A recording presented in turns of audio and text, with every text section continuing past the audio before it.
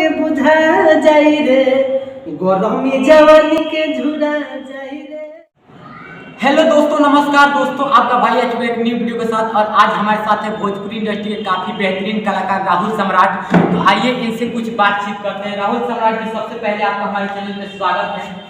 सबसे पहले हम भोजपुरी के राहुल सम्राट तमाम भोजपुरी श्रोता समाज के बार बार प्रणाम करतनी और आशीर्वाद के कामना बा। और सबसे पहले जीएल वीआईपी चैनल में आप सबके स्वागत बा। आप सब सब्सक्राइब करी, भाई के प्यार मिला दी। अच्छा राहुल भैया, सबसे पहले हमने के जानना चाहूँगा कि रउआ रहे वाला कहाँ के हैं? सबसे पहले बक्सर जिला घर पड़ेला। बक्सर जिला में एगो छोटा सा गाँव सीधी मुझे से रही ना। अच्छा, ये बताएं कि भोजपुरी इंडस्ट्री में रउआ कितना दिन से आए हैं, कितना दिन से एल्बम में काम करते हैं, कितना दिन से एल्बम गावत हैं? जहाँ तक गायकी के बात रहे तो गायकी हमने के 2011 से करत नहीं जा।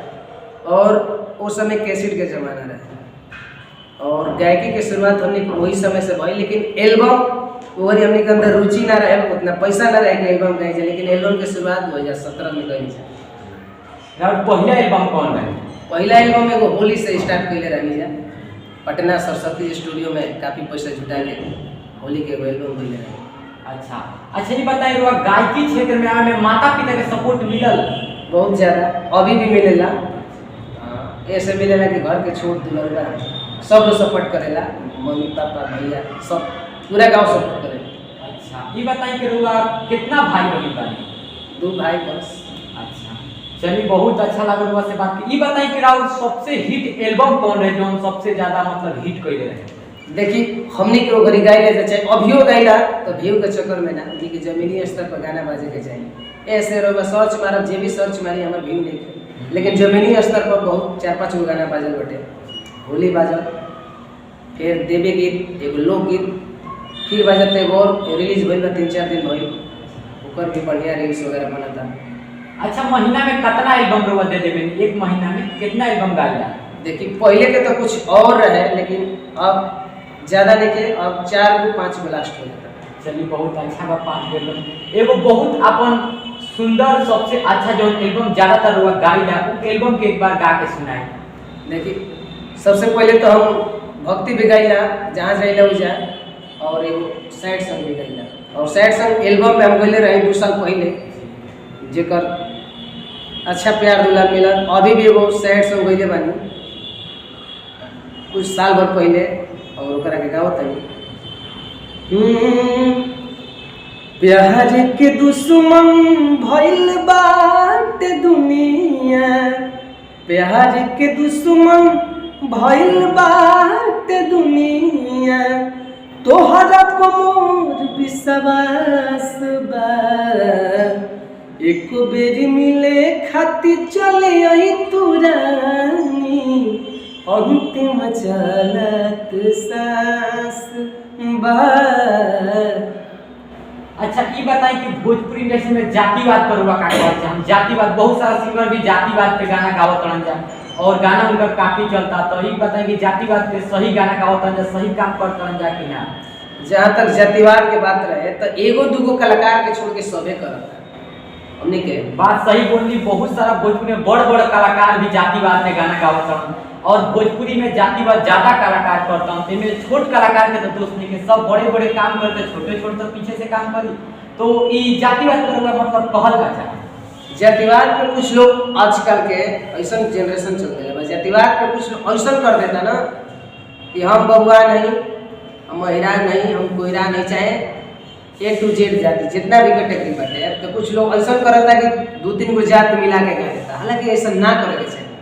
हम गाइला अपने जाति पे गाना, सब लोग गावेला तो गावत जातिवाद तो अपन जात के खाली गावो। ओकरा में ना कि हम और रही तो बबुआन कोयरान सबके बुराई ना, हिंसा ना सोचे के चाहिए। अच्छा, ऐसा ही बहुत सारा गायक लोग सोचते हैं कि हम अपना जात पे गाएं, अपना जात पे गाएं।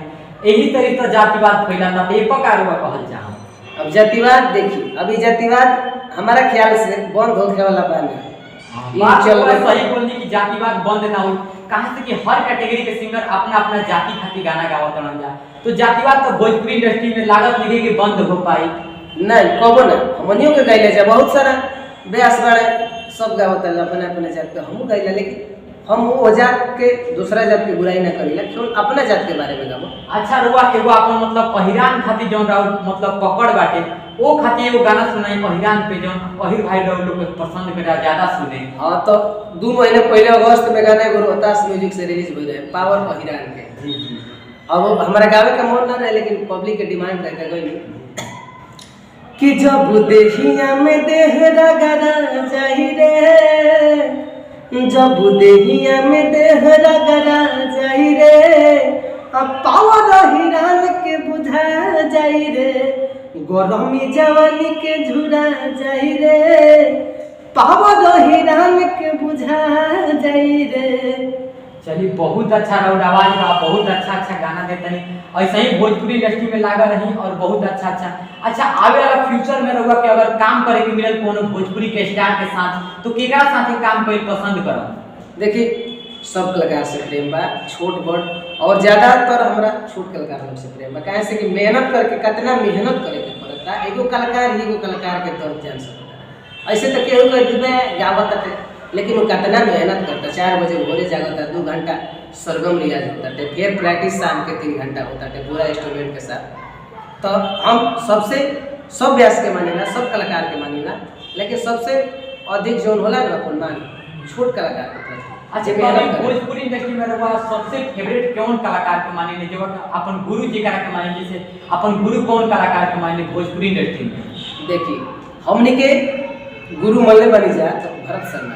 अच्छा बहुत अच्छा। भरत शर्मा जो अश्लीलता के हमेशा खत्म करे के काम कैले बान भोजपुरी इंडस्ट्री में। अच्छा गुरु उनकरे के मानी जाए कि कोनो भोजपुरी इंडस्ट्री में और भी सिंगर बाने जेकरा के लोग गुरु मानेली ना? अभी तक तो सबके गाना अच्छा लगेला, सबके सुनीला, सबके गाइला, लेकिन जौन एगो दिल बस दिल बनू केहू के नहीं के।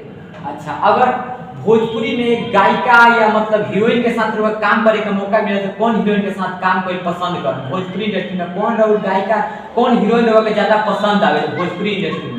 देखी तो ये तो अपना आपके बात नहीं है कि कौना हीरोइन के साथ काम कर ना मतलब कभी पसंद आवे के चाहिए एगो अपन पसंद रहे भाई भोजपुरी में हमरा ज्यादा हीरोइन पसंद है तेरा और सबसे ज्यादा पसंदीदा हीरोइन कौन बड़ी?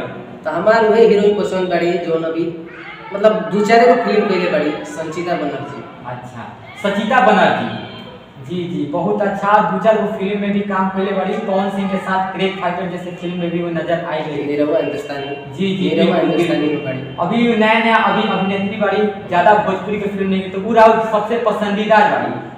आगे फ्यूचर में काम करे के मौका मिले तो रुआ उनके साथ काम करे। बस आशीर्वाद रही पब्लिक के तो साल भर के बाद मनियो के डेवलप कर दे।